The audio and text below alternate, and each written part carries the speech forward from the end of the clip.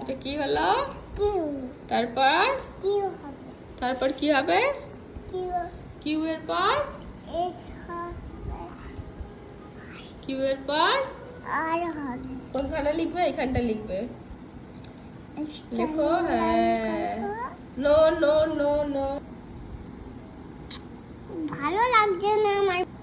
হলো হয়েছে। এইখান দিয়ে হ্যাঁ, এটা কি হলো? আর ইয়ে। এস।